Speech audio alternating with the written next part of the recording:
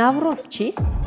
баробарии шабу рӯз, кӯҳантарин ҷашни башарият, ҷашни табиат ё падидаи астрономӣ мебошад? тибқи таҳқиқоти таърихию фарҳангӣ синни он ба чанд ҳазор сола мерасад ва бо тамаддуни мардуми ориёитабор сахт пайванд аст. калимаи наврӯз аз ду қисм иборат аст: нав ва рӯз, яъне рӯзи нав. ва аз нигоҳи илми астрономӣ он ба баробаршавии шабу рӯз дар фасли баҳор мувофиқат мекунад. ин ҳамон вақтест ки офтоб аз нуқтаи эътидоли баҳорӣ гузашта ба бурҷи ҳамал ворид мегардад. дар ҳамин лаҳза соли нави хуршедӣ оғоз мешавад. биёед тасаввур мекунем, ин замин аст ва он дар гирди меҳвари худ давр мезанад. вале як омиле ҳаст ки сабаби зиндашавии табиат ва умуман ҳастии ҳаёт аст.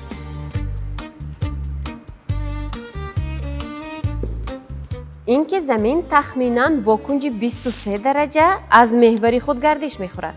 ҳамин сабаб мешавад ки давоми сол дар замин фаслҳо тағйир меёбанд. ва ҳамин давр сабаби ивазшавии табиат ва гардиши он мегардад. ин аст паҳлӯи илмии наврӯз. вале сабаб дар чӣ буд ки миёни мардум он ин қадар маҳбубият пайдо кард? ва дар аввал биёед ба зеҳни сунъӣ муроҷиат мекунем. барои ба як хулосе миёна омадан бо як савол ба ду зеҳни сунъӣ чунин савол пешниҳод мекунем: барои чӣ ҷашни наврӯз миёни мардум пойдор монд ва маҳбуб шуд? чӣ сабаб шуд ки инсоният ин қадар сол онро ҳифз мекунад? ҷавоби ҷаноби ҷеминӣ ҳамин гуна аст: тақвими зиндагӣ ва зиндамонӣ, яъне омили иқтисодӣ. инсони қадим комилан аз табиат вобаста буд. наврӯз оғози давраи кишту кор ва зимистони маргвор буд. офаридани ин ҷашн як нав шартнома бо табиат буд. мардум бо хурсандӣ ва расму оинҳо омадани гармиро истиқбол мекарданд, то ин ки ҳосили хуб ба даст оранд ва аз гуруснагӣ наҷот ёбанд. ғалаба бо тарсу изтироб омили дуюм аст. зимистон барои инсони қадим рамзи торикӣ, сардӣ ва марг буд. наврӯз рамзи ғалабаи рӯшноӣ бар торикӣ ва ҳаёт бар марг гардид. омили сеюм зарурати назм. инсоният дар он давра ба як нуқтаи такягоҳ ниёз дошт, то вақтро чен кунад ва ҷомеаро идора намояд. наврӯз ҳамчун назми кайҳонӣ хизмат мекард. он одамонро водор месохт ки дастҷамъона кор кунанд, яъне ҳашар, захираҳои худро тақсим кунанд ва сохтори иҷтимоиро тақвият бахшанд. чорум, эҳтиром ба решаҳо. инсон аз ҳамон замон дарк мекард ки ӯ ҷузъи табиат аст. қадр кардани наврӯз дар асл қадр кардани худи ҳаёт ва замин буд. ин эҳсоси шукргузорӣ барои обу хоку рӯшноӣ чунон амиқ буд ки тавассути асотир ва суннатҳо ба хуни наслҳои баъдӣ мегузашт. инсонро зарурати биологӣ, яъне ғизо, ниёзи равонӣ, яъне умед ва кунҷковии кайҳонӣ, яъне дарки ҳаракати офтоб водор кард ки наврӯзро биёфарад ва онро ҳамчун муқаддастарин арзиши худ ҳифз кунад. акнун мебинем ки ChatGPT чӣ мегӯяд. инҷо ба асл омилҳои амалӣ ва психологии инсон кор мекунанд.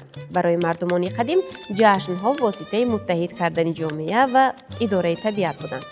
наврӯз бо оғози баҳор ва давраи кишоварзӣ мувофиқ аст, вақти ҳосил ва оғози ҳаёт. ғайр аз он одамони он замон ба рамзҳо ва суннатҳо хеле эҳтиром доштанд. ҷашн ҳисси маъно, идораи ҳаёт ва муттаҳидсозии ҷомеаро медиҳад, ки барои давраҳои пурмашаққати зиндагӣ хеле зарур буд.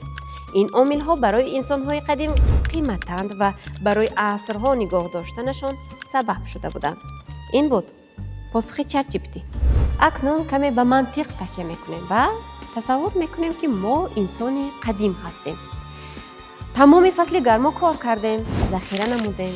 акнун сармо фаро расид ва мисли имрӯза либоси гарм, телевизион, чароғ нест ва аз смартфон гап назанем ҳам мешавад. китоб ҳам нест. 3-4 моҳи сард дар хонаи тангу торик. мағзи сари инсон як хусусияти аҷиб дорад. ҳамеша дар фаъолият аст. аз ин роҳ одамро мебояд худро бо коре машғул кунад, то ин ки аз фикрҳо озод бошад. محض آمدن بهار سبب می شود که ما امید می بندیم، به بیرون می برایم، گرمی را احساس می کنیم و از هوای تازه نفس می کشیم. از همه مهم، خوراک برای آدم و چاروا اکنون فراوانتر می شود. از این رو این دور را با خرسندی جشن می گیریم و همیشه انتظار می مونیم. اکنون به بیرون آزادانه می برایم، یعنی از قفس آزاد می شویم. لباس های پشمین سخت و وزنین را مانده لباس های پختگی به بر می کنیم. این یک خلاصه منطقی ماست، ولی سرچشمه های تاریخی چی می گویند؟ یکی از مهمترین آنها شاهنامه حکیم ابوالقاسم فردوسی می باشد.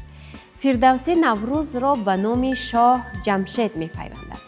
با گفته او، جمشید پس از به دست آوردن پیروزی ها و برقرار کردن ترتیبات، روزی را که با شکوه و شادمانی تجلیل شد نوروز نامید. این روایت خصوصیتی رمزی دارد، اما نشان می دهد که نوروز همچون جشن شاهان و عمومی ملی شناخته می شد.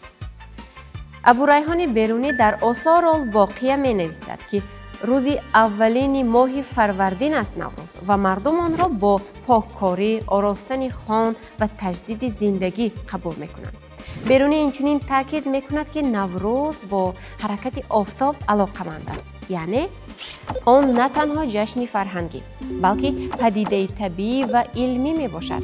در نوروزنامه عمر خیام آمده است که انسان ها پی بردند آفتاب پس از یک دور معین تقریبا 365 روز به همان دور اوله برمیگردد و همان روز را آغاز سال و نوروز اعلام کردند. این معنای آن را دارد که نوروز با رشد علمی تقویم و مشاهده های استرونومی وابسته است.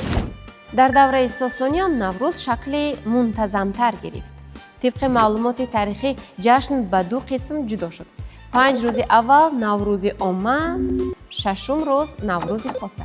این تقسیمات نشان می‌دهد که جشن دارای ساختار اجتماعی و سیاسی نیز بوده است. خلاصه، نوروز دارای 5 خصوصیت اساسی است. اول، آن پدیده طبیعی و استرونومی میباشد.